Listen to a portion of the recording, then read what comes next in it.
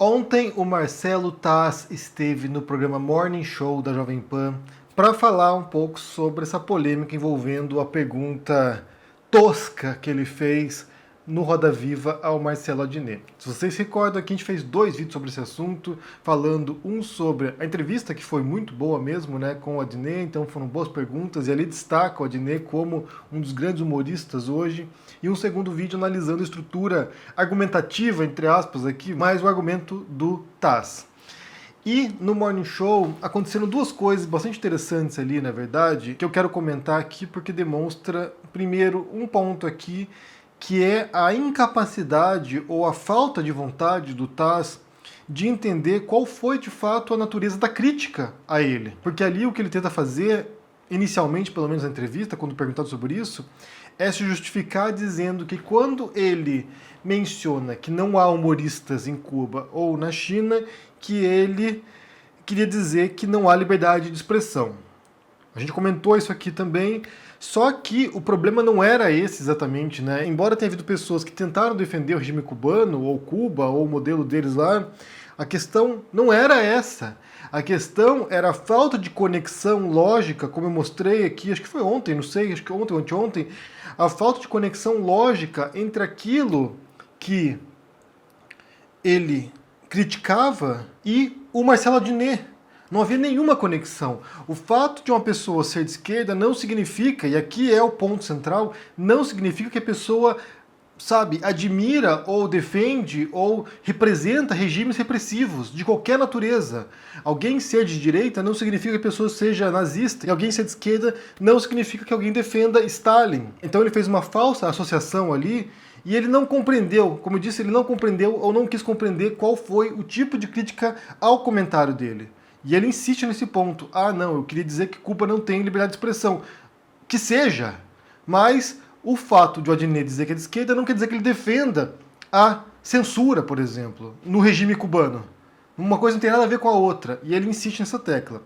E a segunda coisa que aconteceu ali, e essa foi mais engraçada, no final das contas, foi que, em certo momento, o Adrilles, que é um passador de pano brutal, é mais bolsonarista do que o próprio Bolsonaro, é um passador de pano brutal para o governo Bolsonaro, e ele faz uma pergunta para o Taz, dando a impressão, para mim pelo menos, que ele quer puxar, que ele quer arrebanhar o Taz para a extrema-direita, né? Então ele fala o seguinte ali sobre a lacração da esquerda, sobre a perseguição contra ele, sobre a ditadura, né? Sobre a perseguição política que a esquerda realiza contra, sabe, opositores políticos, e o Taz dá uma resposta ali, bem, dá um fora, na verdade, no Adrilles, né, porque o Adrilles fala em nome do povo, né, que a esquerda não respeita o povo, e daí o Taz responde que uma pessoa que fala em nome do povo é a extrema-direita, é o Bolsonaro.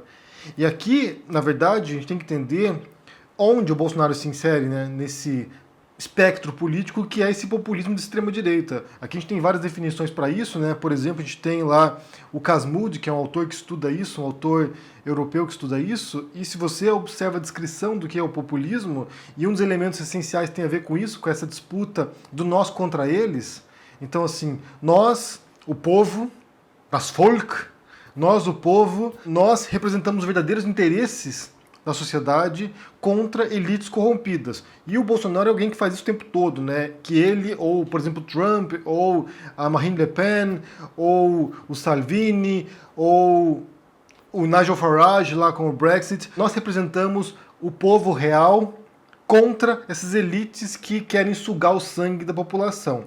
É importante ressaltar que existem populismos de direita e de esquerda também. Esse é um fenômeno que não tem, sabe, predileção ideológica. Você tem governos populistas de esquerda, tem partidos de esquerda populistas, mas nesse momento o fenômeno global tem muito a ver com a ascensão de partidos populistas de extrema direita, que é o caso do Bolsonaro.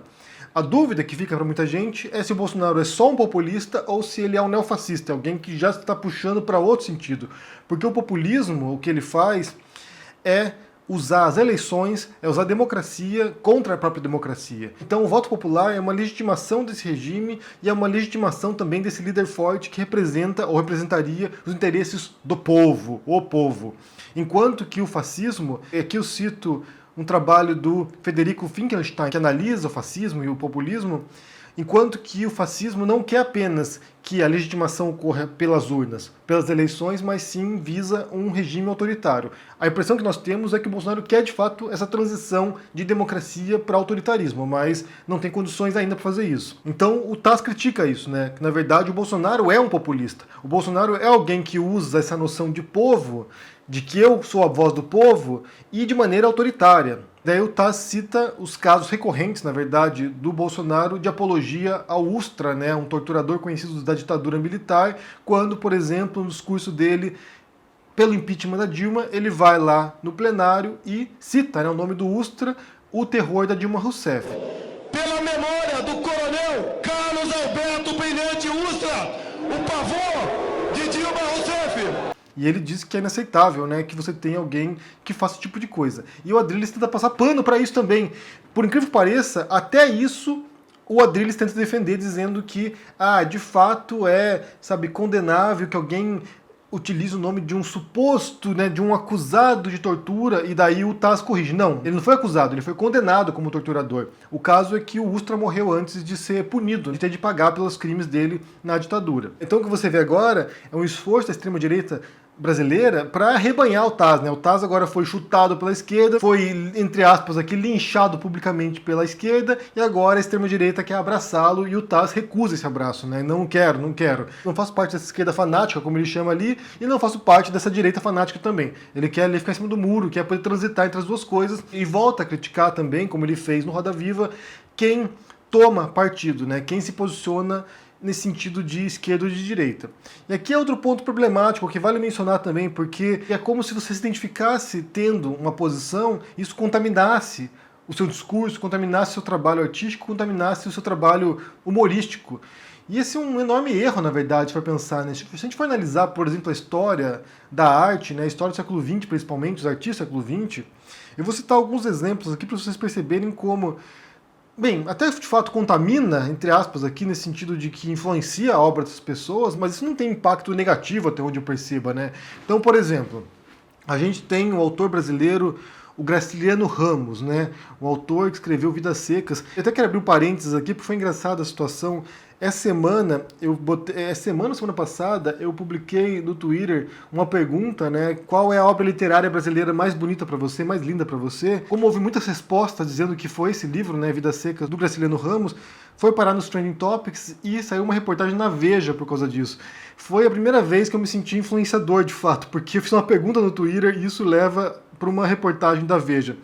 Mas muita gente no Brasil estuda Vidas Secas na escola, na universidade, para o vestibular. É um dos grandes livros da literatura brasileira e o Graciliano Ramos, ele foi preso nos anos 30 por ser acusado de militante comunista, foi preso, escreveu um livro de memórias chamado Memórias do Cárcere, no qual ele relata a prisão dele, o tempo que ele passou preso, e depois ele se torna de fato um partidário do Partido Comunista. Quando ele escreve Vidas Secas, ele já era um comunista declarado. Então você lê um livro ali, Vidas Secas, que é um dos grandes romances da literatura brasileira, e é um romance que fala, ou que expõe, ou que revela a dureza da vida do sertanejo, a dureza da vida de um povo que, historicamente, no Brasil, foi negligenciado e sofria, sabe, o abandono. Então é um romance, é uma obra literária que visa defender esse grupo marginalizado, esse grupo abandonado pela sociedade e pelo Estado brasileiro. Então é um romance de esquerda, se a gente for parar para pensar friamente, né? Ele mostra as durezas daquela vida daquele povo abandonado. O livro é menor, o livro é menos importante, o livro, sabe, é enviesado porque o autor era comunista. Acho que muita gente que lê Vidas Secas não tem a menor ideia de qual era a postura ideológica do Graciliano Ramos. Outro autor brasileiro também conceituado, um dos maiores best-sellers brasileiros do mundo, depois do Paulo Coelho, o Jorge Amado. Jorge Amado, durante boa parte de sua vida como escritor, foi militante comunista. Escreveu grandes romances também, escreveu Capitães de Areia, que mostra a vida de meninos moradores de rua, né, em condição de rua. Ou seja, é um autor que, em sua obra, também expunha essas contradições, essas feridas abertas do Brasil. É um autor menor porque era comunista? Onde eu saiba, não. Pablo Neruda, um dos maiores poetas do mundo, poeta chileno, ganhador do Prêmio Nobel de Literatura, era militante comunista. Se torna um poeta menor por causa disso? Não sei. Eu acho que não. Saramago, José Saramago, outro ganhador do Prêmio Nobel de Literatura, autor português, um dos maiores autores do século XX, grandes obras, Ensaio sobre a Cegueira, que mostra também o autoritarismo, que revela isso. É um autor genial, brilhante, com uma escrita extraordinária. É menor porque era comunista. E era comunista, sabe, que defendia de fato o regime cubano. Será que o Taz vai achar que o Saramago não tinha direito de ser declaradamente comunista? Que isso estragou a obra do Saramago? Sabe, é uma visão bastante limitada do trabalho artístico, do trabalho literário, do trabalho humorístico também. Como se a posição individual da pessoa fosse estragar a obra dela.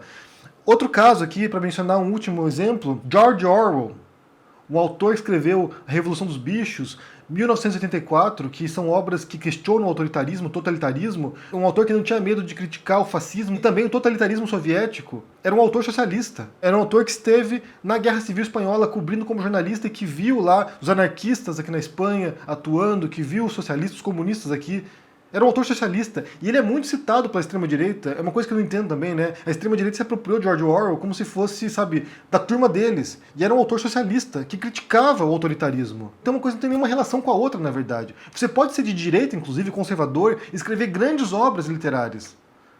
Ser liberal, escrever grandes livros e ser um bom comediante. Uma coisa não tem relação com a outra, né? Eu acho que essa contaminação, entre aspas, depende muito do bom senso também do autor, do artista, do escritor, do humorista. Você pode ter artistas ou humoristas que não têm partido, que não têm viés ideológico explícito e que são péssimos humoristas, que são incapazes de criticar o poder, por exemplo. E você pode ter autores que são enviesados, entre aspas aqui, enviesados ideologicamente, que têm grandes obras. E que são claramente partidários também. Alguns, de fato, filiados ao Partido Comunista. Então, a fala do Taz, além de não reconhecer onde ele pecou ali, onde ele errou, né, onde ele escorregou no quiabo, ele não percebeu isso, ele não percebeu qual foi o erro de raciocínio dele, de tentar associar toda a esquerda com regimes autoritários, e também é uma limitação de conhecimento histórico da arte, da literatura, de grandes autores que eram claramente partidários, e que nem por isso a obra deles é menor. Pelo contrário, são grandes autores, muitas vezes porque também tinha esse viés social de compreensão do mundo, de compreensão desde essa perspectiva de transformação social.